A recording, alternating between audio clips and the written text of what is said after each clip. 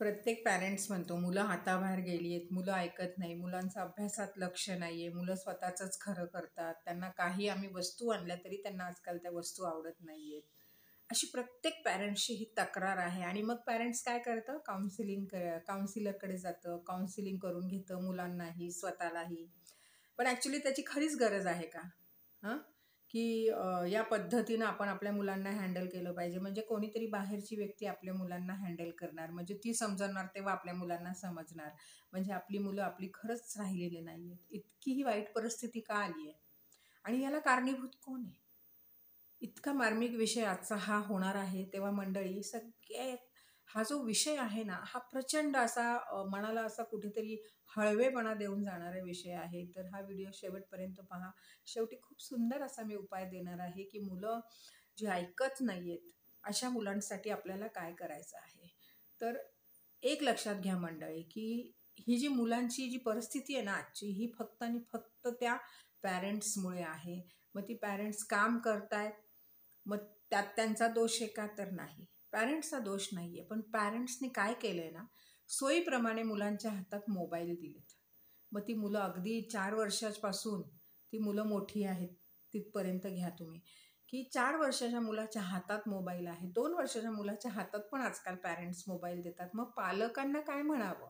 की पालकांना वेळोवेळी सगळे सांगतायत, की असं करू नका. मुलांच्या हातात मोबाईल देऊ नका. पण सांगणाऱ्याला वेडं ठरवतात हे, आहे ना? म्हणजे हे अतिशहाणे आहेत. त्यांना मुलं बरबाद झाली तरी चालणार आहे. मुलांच्या आयुष्यात अशी अवदसा आणून ठेवली नाही या पॅरेंट्स लोकांनी, की हातात मोबाईल दिला, की संपला विषय. आपली मुलं आहेत ती बिझी राहतील आणि आपल्याला वेगळा टाईम मिळेल. आणि काय बरं फॅड आलंय, आम्हाला आमची स्पेस पाहिजे. अरे कसली स्पेस? तुम्हालाही मोबाईलमध्ये रमायचंय, बरोबर ना? मग कुठेतरी लग्न झालेल्या बाईचं लफडं, कुठेतरी लग्न झालेल्या पुरुषाचं लफडं, हेच जास्तीत जास्त पाहायला मिळते. सोशल नेटवर्कने ह्याच तर गोष्टींना जास्त पुढे आणलेलं आहे. तसं पाहिलं तर सोशल नेटवर्क जितकं चांगलं तितकं वाईट. पण माणसाला त्याचा कसा उपयोग करायचा ना, हे जमलं पाहिजे. आणि ज्याला चांगलं काय आणि वाईट काय यातला जो फरक कळत नसेल ना, तर तो माणूस म्हणण्याच्या लायकीचाच नाही राहिलेला. असे जे आईबाप आहेत ना, की ज्यांना स्वतःची स्पेस पाहिजे, त्यांना स्वतःला चाहटळपणा करायचा आहे, बाहेरच्या कुठल्यातरी व्यक्तीशी काहीतरी चॅटिंग करायचं आहे. मग मुलाला दिला मोबाईल, तो बिचारा बसला तिकडे मोबाईल घेऊन. त्याला काय अक्कल नाही आहे, आपलं काय होणार आहे, आपले डोळे काय, आपली बुद्धी कुठे चालली आहे, आपला डोपामिन कसा इकडे मेंदूमध्ये तयार होतो, त्याला काहीही माहीत नसतं त्या बिचाऱ्याला. त्याला फक्त आपण मोबाईल द्यायचा, तू बस, मी पण माझी तासनतास बसते, मी पण माझा बसतो मोबाईलवर.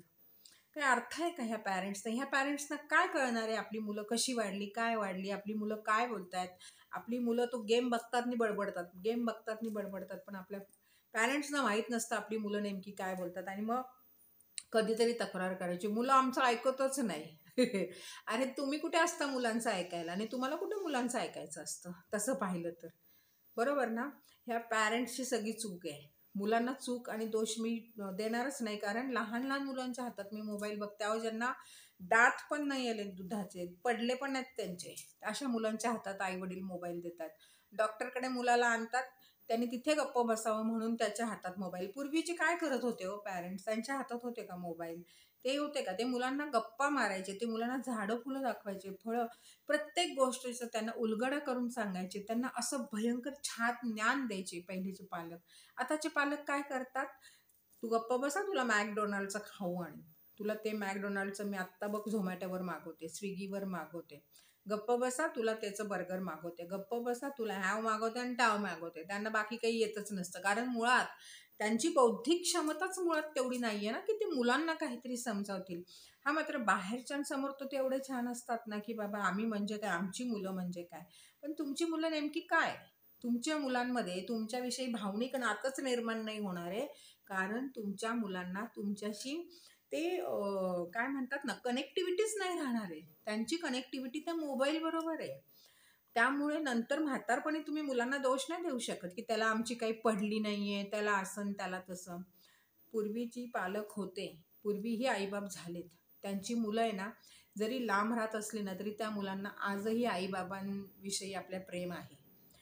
कळलं ना? मुठभर मुलं असतील जी नालायक असतील, ज्यांना आजही काही वाटत नसतं आईबापांबद्दल, पूर्वीच्या पिढीचं बोलते. पण आत्ताची जी पिढी आहे ना, त्यात मुठभर नाही, ऑलमोस्ट सगळेच ज्यांना आईबापाचं काहीच वाटणार नाही, ज्यांना आईवडिलांचा विचारच येणार नाही आहे, अशी अशी मुलं निर्माण केली आहेत आपण. ह्याची खंत तुम्हाला आज नाही होणार आहे, तुम्हाला म्हातारपणी होणार आहे. आणि तुम्हाला तुमच्या आयुष्याची पण म्हातारपणी प्रचंड खंत वाटणार आहे की मी माझं चांगलं आयुष्य, माझं वय होतं तेव्हा मी माझं कितीतरी टाईम मी मोबाईलमध्ये घातला म्हणून.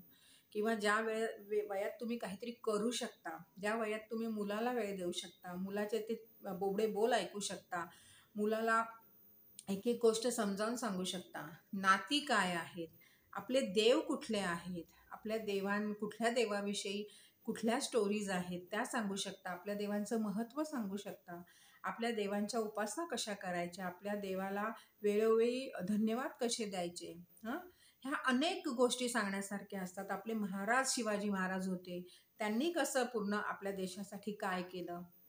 आपले नातेवाईक किती चांगले आहेत, आपले नातेवाईक, आपले घरचे, ह्यांची जी महत्त्व असतात ना, तुझे भाऊ, तुझे बहीण, हे सगळे जी महत्त्व आहेत ना नात्यांची, आपल्या ह्या पूर्ण हिंदू संस्कृतीची, ही महत्त्व जर तुम्ही नाही त्यांना समजावून दिली या वयामध्ये, त्यांना ती कधीच वाटणार नाहीत महत्त्वाची. आणि त्यांना तुम्ही आईबाप पण महत्त्वाचे वाटणार नाही. कळलं? कोविडमध्ये तर दाखवून दिलं की आईबापाच्या माहितीला पण मुलं आली नव्हती. कळलं? त्यांनी लांबून व्हिडिओवर 2 अश्रू ढाळलेले आहेत, व्हिडिओ कॉलवर. तर आत्ता पुढची परिस्थिती काय होणार नाही या मोबाईलमुळे. आणि तुम्हाला सांगते, गुगलची खूप मोठी टीम करोडो रुपयाचं मस्त पॅकेज घेऊन आहे ना, आपल्याला ठार वेडं करायला बसलेली आहे तिकडे. ठीक आहे? तुम्हाला माहीत पाहिजे की आपण राईट टाईम कधी मोबाईल बंद केला पाहिजे. ते कामापुरता मोबाईल वापरा, चांगली माहिती गोळा करा आणि मोबाईल बंद करा. कशाला मुलांसमोर? कारण मुलं अनुकरण करतात. तुम्ही जर त्यांच्यासमोर तासनतास मोबाईल घेऊन बसलात तर तुमची मुलं पण तुमच्यासमोर तोच हट्ट करणार, कारण तुम्ही बघता मग आम्ही का नाही. आणि मुलांच्या हातामध्ये एकदा मोबाईल गेला की तुमच्या मुलांना त्याची सवय लागते. तुम्हीच पहा, जर तुम्ही मुलाच्या हातामधनं मोबाईल काढल्यानंतर मुलाची प्रतिक्रिया तुम्ही बघा. आणि त्या आयांना तर मी काय बोलू, ज्यांना स्वतःला बिझी राहायचं असतं म्हणून त्या मुलांच्या हातात मोबाईल देतात. म्हणजे खरंच त्या कुठे ती हिरकणी होती, जी पूर्ण गड चढून आपल्या पोराला वर आणायला गेली होती. आणि कुठे आत्ताच्या आया आहेत. आणि सगळ्या आया अशा नाही आहेत, पण काही आया अशाही आहेत की ज्यांना मुलाच्या हातात त्यांनी आत्तापर्यंतही मोबाईल दिलेला नाहीये. आणि चांगल्या आया, कितीतरी आया अशिक्षित आहेत ज्या मोबाईल देत नाहीत मुलांच्या हातात. पण ह्या सुशिक्षित आणि शिकलेल्या आयांचं काय करायचं? काय करायचं? त्या चुलीत घालायचं त्यांचं शिक्षण. जर त्यांना आपलं मुलंच नीट सांभाळता येत नाहीये तर मग त्या अडाणी आया बऱ्या ना. सुशिक्षित आया पण असतील अशा ज्या मुलांच्या हातात मोबाईल नाही देत आहेत. पण काही आया अशा आहेत ना की ज्या स्वतःसाठी मुलांना अक्षरशः मोबाईलमध्ये पूर्णपणे बिझी करतात. तर आयांनो, सावध व्हा. नवरा बोलल्यावर त्याचा तिटकारा वाटणार, नवरा बोलल्यावर फिटकारा येणार. पण तुम्ही चुकू नका ना. आई बनताय ना तर आई शब्दाचं महत्त्व जाणून घ्या. पण आई राहिलाच नाहीत ना. मम्मी झालाय, डॅडा झालाय, पप्पा झालाय, राहिलेत कुठे आई बाबा? तर ते त्या नात्याची झळ जाणवणार आहे तुम्हाला. आणि घरामध्ये काही एकच मूल. किती वेळा जाता आठवड्यामध्ये आपल्या मुलाला देवळात घेऊन? किती वेळा मुलाला संध्याकाळची सांजेला बसवता शुभंकरोती म्हणायला? कितीच बायकांच्या मुलांना स्वतःची आपली संस्कृती माहिती आहे हिंदू धर्माची? नाही माहिती, गरज नाही वाटत आहे, नाही का? अहो, बाकीचे धर्म बघा ना जरा, त्यांच्याकडनं ह्या गोष्टी शिका ना. चर्चमध्ये बरोबर जाणार एव्हरी फ्रायडे.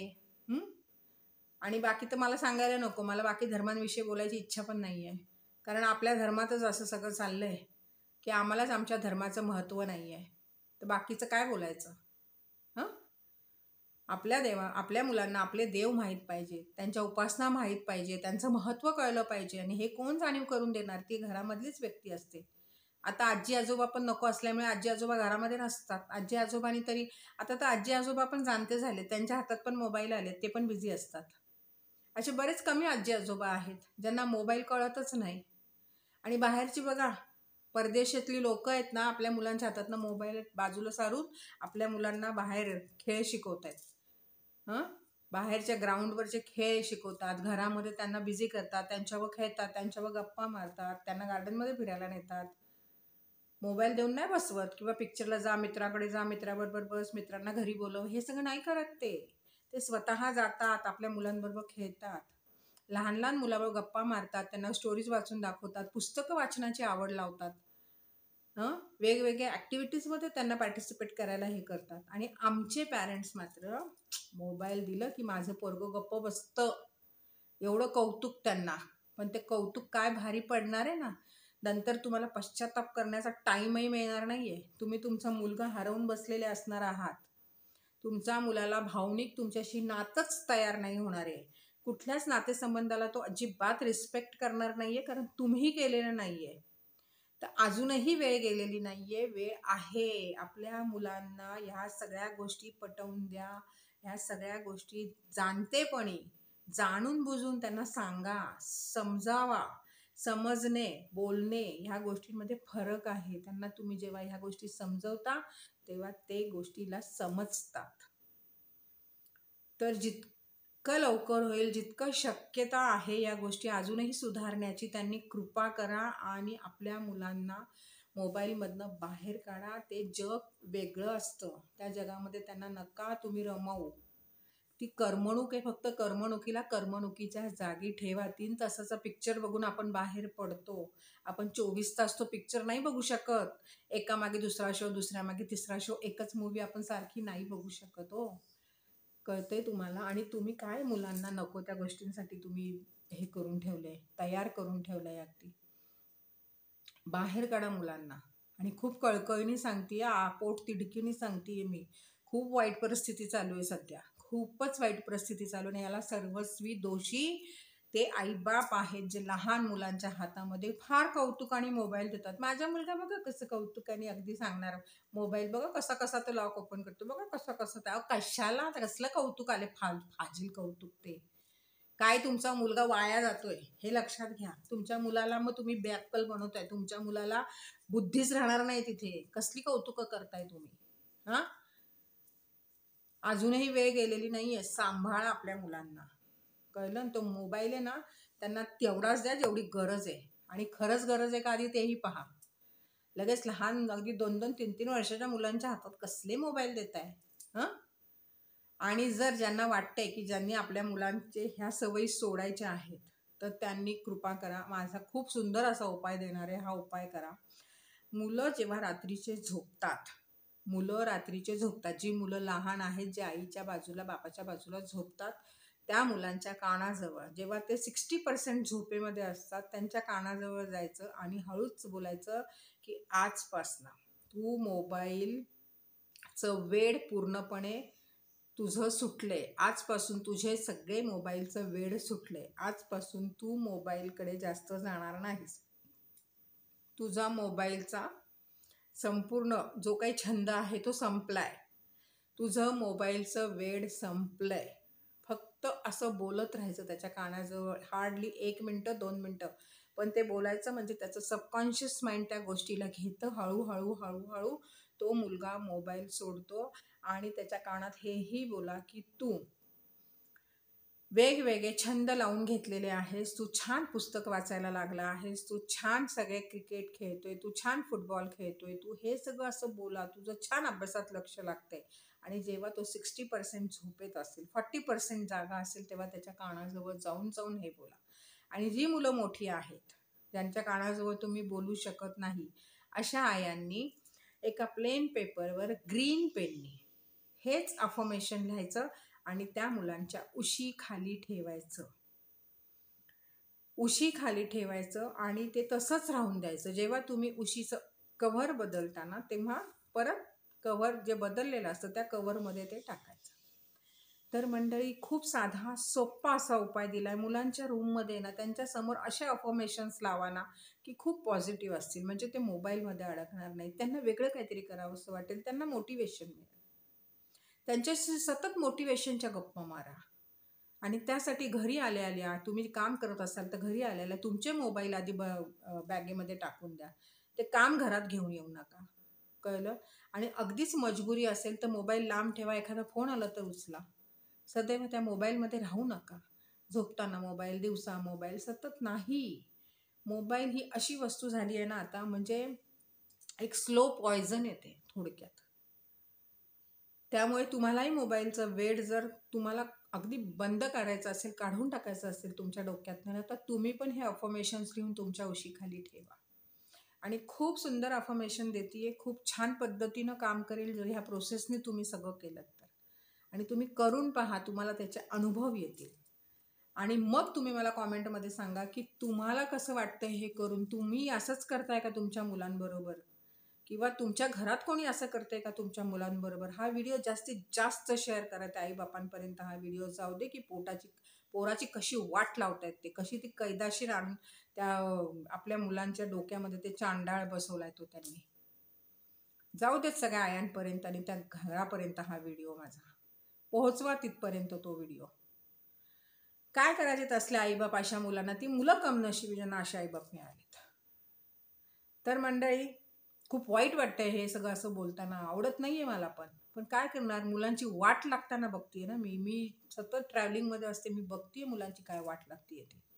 आणि फार मला त्या दया येते त्या मुलांची, ज्यांना माहीतही नसतं मोबाईल त्यांची काय वाट लावणार आहे. आणि त्या आईबापांची तर काय सांगू तुम्हाला, त्या आईबापांचं मला काय वाटतं ते. कित्येकदा तर मी त्या आईबाबांना बोलते, फाड बोलते मी, की लाजा वाटत नाहीत तुम्हाला. म्हणजे सगळ्याच हद्द पार करून ठेवलं त्यांनी.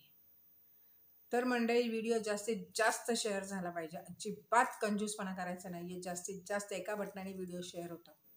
फटाफट व्हिडिओ शेअर करायचा आहे. सगळीकडे हा व्हिडिओ पोहोचू दे. आपली मुलं वाचवण्यासाठी, दुसऱ्यांची मुलं वाचवण्यासाठी व्हिडिओ जास्तीत जास्त शेअर करा. पुन्हा लवकर भेटू. तोपर्यंत छान राहा, मस्त राहा आणि माझे व्हिडिओ पाहत राहा. व्हिडिओ चॅनल अजूनही ज्यांनी सबस्क्राईब नाही केलेलं आहे त्यांनी फटाफट सबस्क्राईब करा चॅनलला.